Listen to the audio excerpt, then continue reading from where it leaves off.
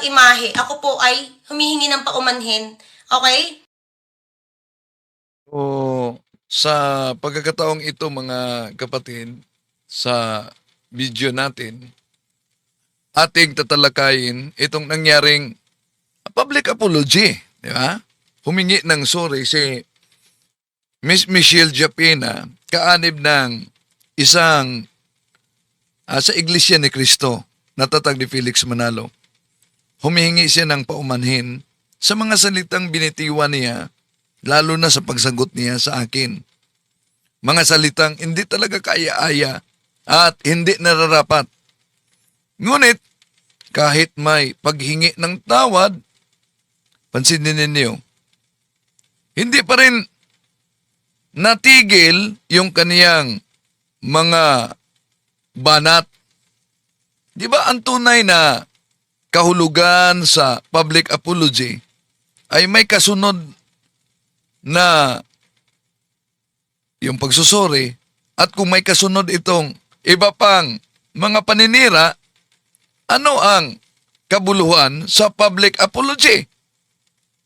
Ang nagsulat, ang pasugo nyo ay, ito ang sumulat si kapatid na Leopoldo Aguilar. Okay? O, nakalagay dito, ang kasaysayan ng Iglesia ni Cristo. Ayan, o. O, pamagat pa lang po, di ba? Ang kasaysayan ng Iglesia ni Cristo. Pero pinagpipilitan mo, Iglesia ni Crisbo. Gusto mo po ba kaming gawing bobo? Ayan. Dito po, actually, dito, ako bilang isang tao po ako at gusto kong maging magandang halimbawa. Hindi po ako nahihiya na kung nakapagsalita man ako ng salitang ganyan at kung magiging kasiraan sa magandang imahe, ako po ay humihingi ng paumanhin. Okay? Tatalakayin natin ito mga kapatid, samahan niyo ako.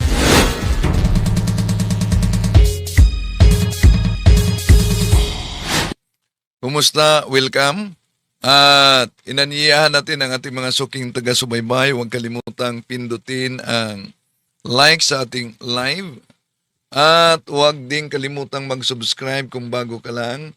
At pindutin ang bell button para updated kayo mag-comment at i-share ninyo. At kung saan man kayo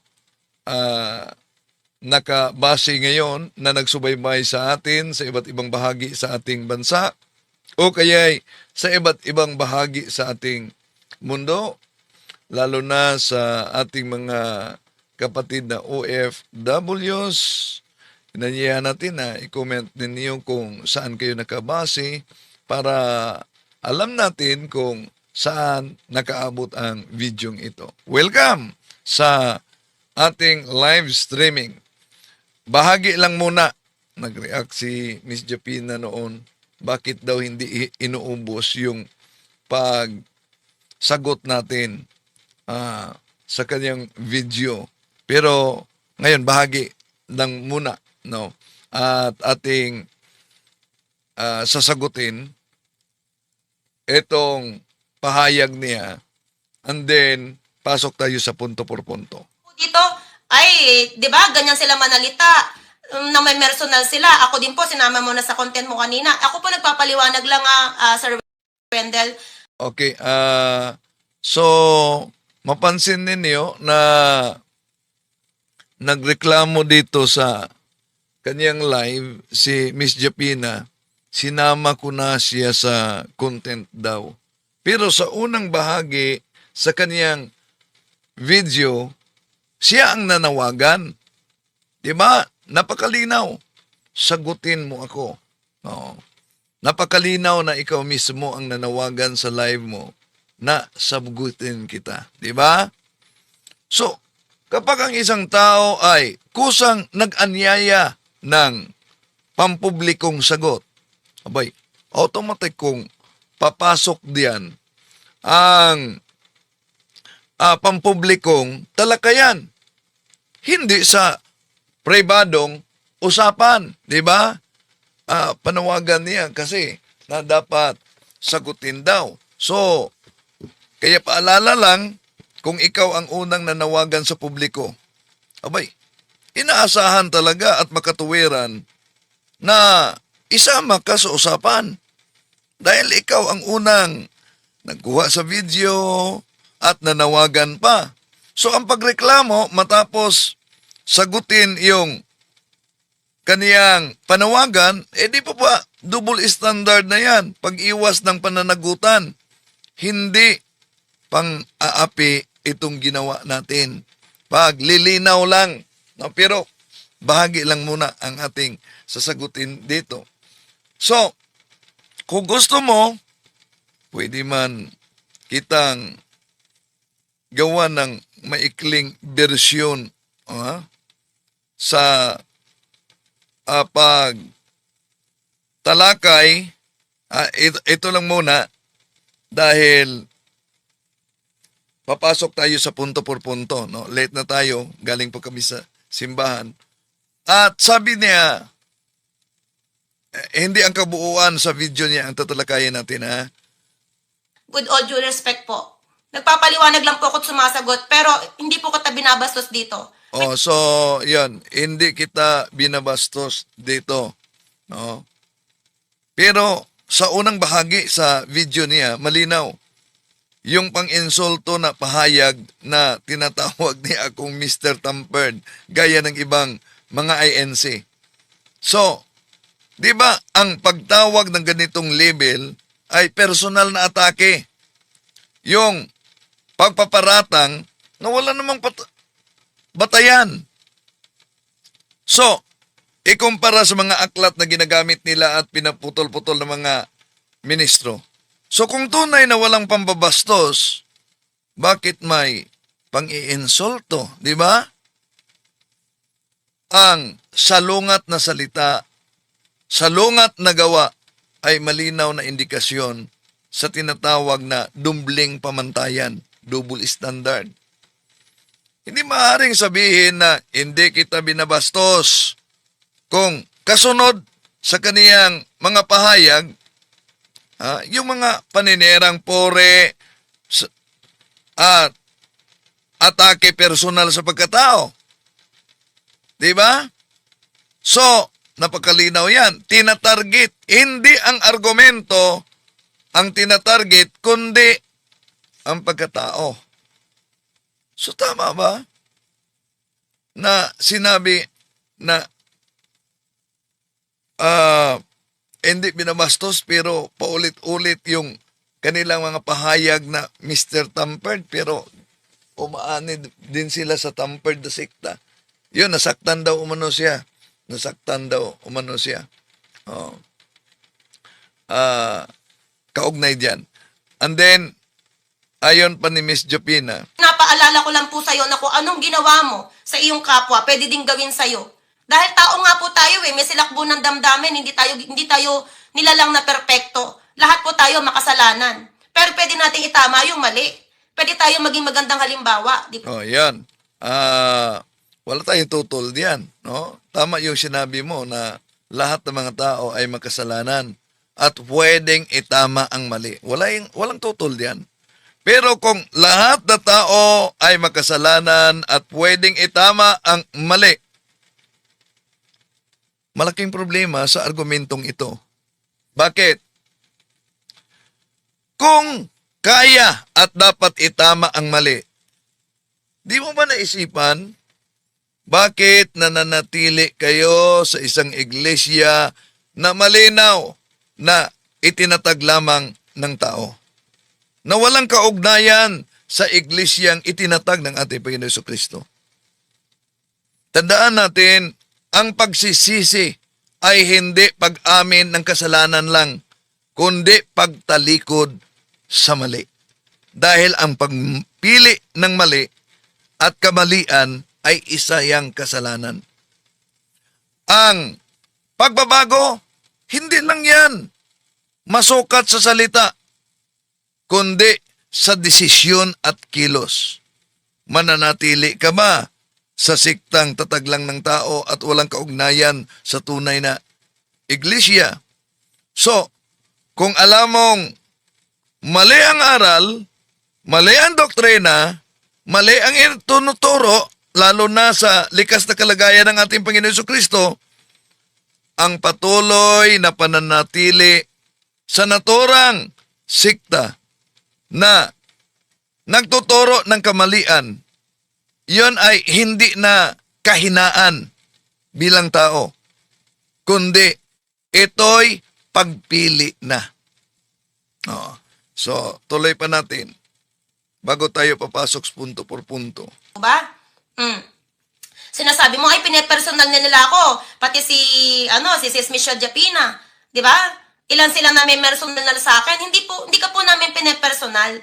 Syempre po, hindi po maganda yung nadinig namin at nasaktan mo yung aming damdamin. So bilang isang tao, So, kayo mga kapatid, 'di ba? Napansin niyo man mula pa sa iba't ibang mga INC, pag sila'y sasagot sa akin,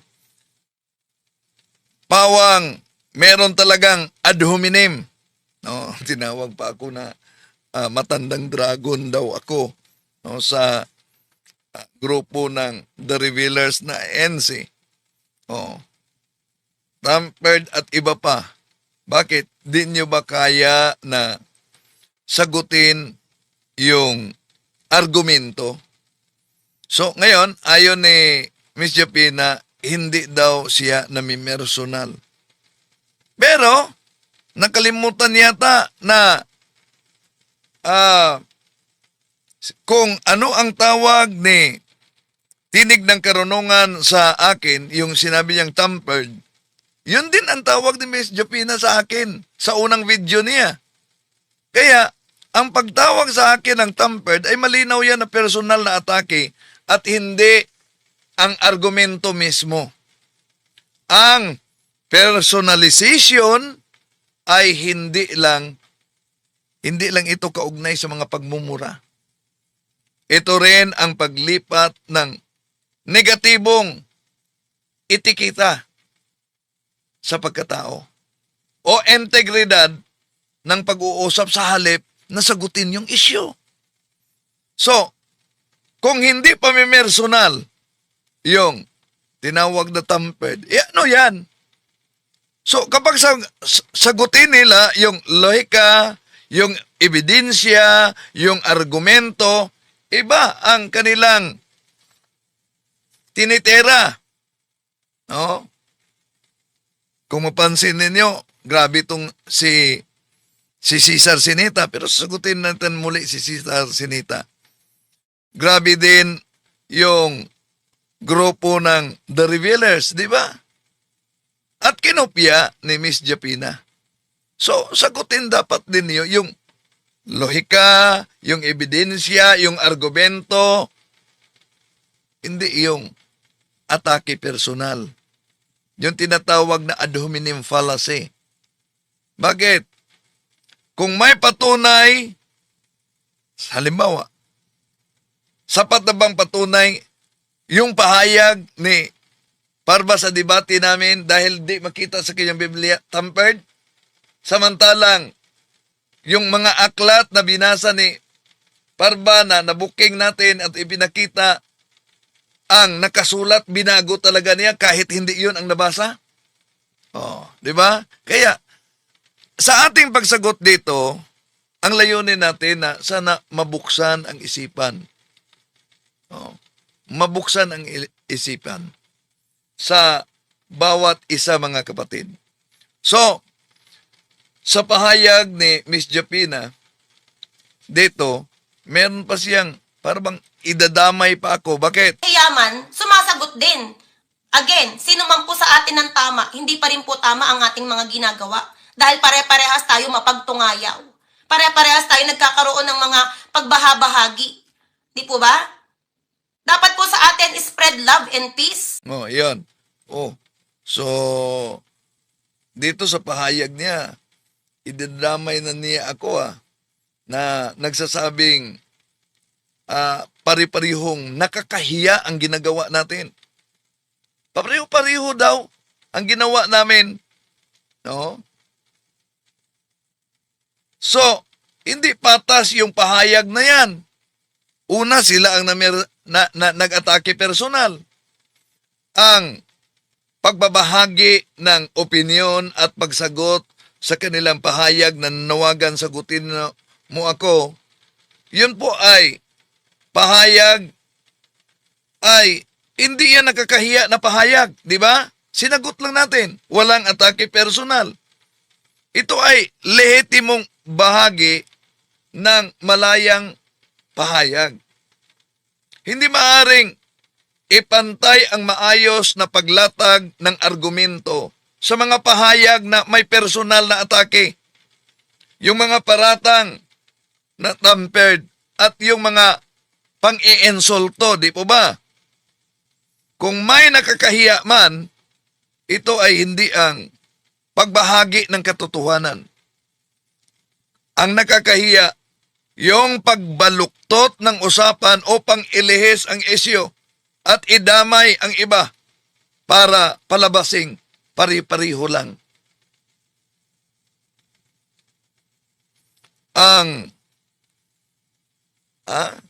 Di ba?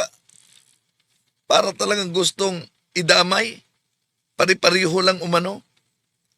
Ang katotohanan ay malinaw. May pagkakaiba ang responsableng yung pagpaliwanag kaugnay sa katotohanan, yung pagsagot at hindi personal na atake.